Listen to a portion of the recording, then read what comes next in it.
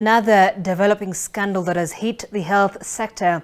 Global Fund Organization is demanding an immediate refund of the 184 million shillings from the Ministry of Health, believed to have been embezzled following findings of the Global Fund review of the financial year 2020-2021.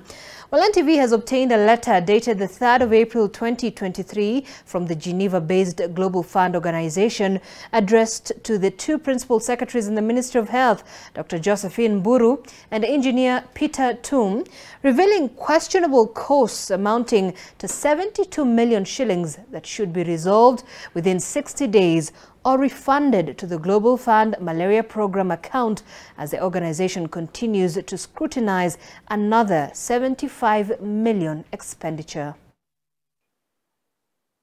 A fever of panic has gripped the Ministry of Health following suspected embezzlement of at least 184 million funds meant to combat malaria, monies issued by the Global Fund Organization, which is now demanding immediate refund in the event there will be no accountability within 2 months, beginning 3rd of April. On 28 March 2023, the Geneva-based Global Fund to fight AIDS, tuberculosis and malaria wrote to the two PSs in the Ministry of Health, Dr. Josephine Mburu, in charge of Public Health and Professional Standards, and Engineer Peter Tum, in charge of Medical Services, requesting for an urgent meeting in Nairobi between 4th to 6th April following discovery of suspected embezzlement of funds.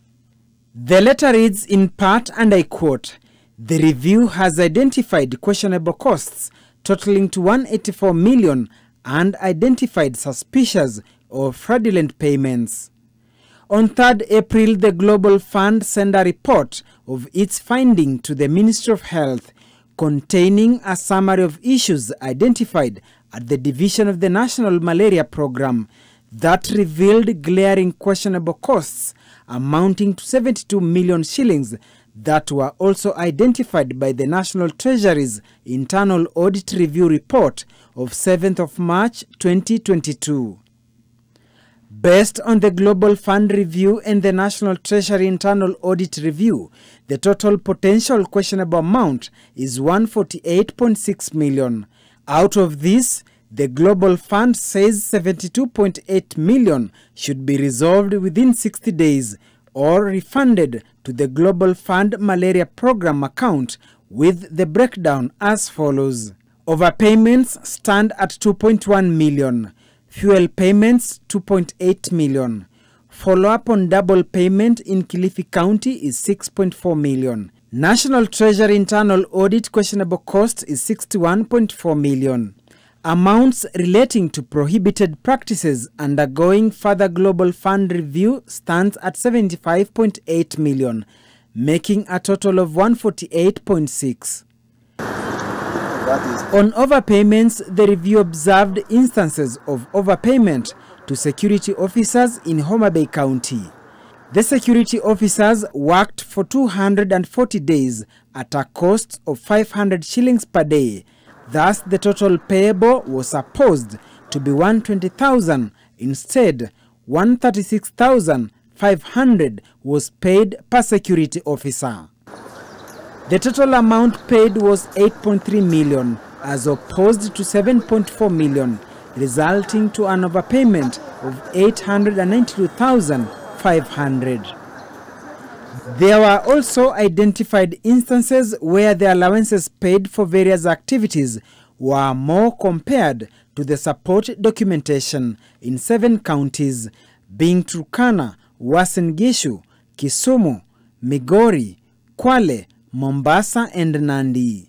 In Vihiga County, the review established an instance of overpayment of allowances to a sub-county malaria coordinator. The available payment schedules indicate that the coordinator had worked in 7 different wards, charging 5 days at each ward as a distribution supervisor. However, the distribution at the different wards spanned only 9 days, between 21st and 29th June 2021. Total amount paid was 124,000 820, an amount that is questionable. Under fuel payments, for instance, in Marsabit County, it was discovered that there was a cash payment for fuel amounting to 672,000, which was not supported with an invoice, receipt, or work tickets. Supporting documents provided were copies of pro forma invoices. It was also established that there was an erroneous payment of 21.6 million made to Kilifi County on 7th June 2021.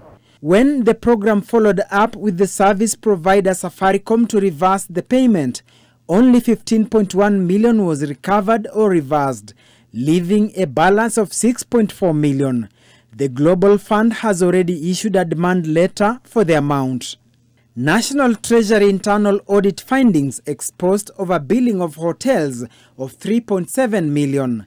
Unsupported airtime for mass nets distribution priced as 28 million. Double claims stand at 73,000. Poor accountability of fuel during mass nets distribution campaign is 7.2 million, while questionable costs paid to security guards is 22.3 million. Global Fund has categorically told the Ministry of Health that the outstanding 184 million shillings must be refunded. Immediate former CS for Health Mutahi Kagwe is on record, stating Afya House as this. This building here has got its fair share of criminals.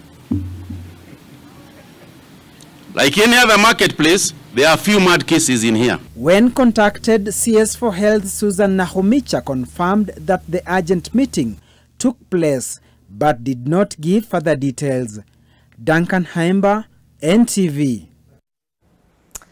And away from that, the police, NTSA officers and drivers have been pointed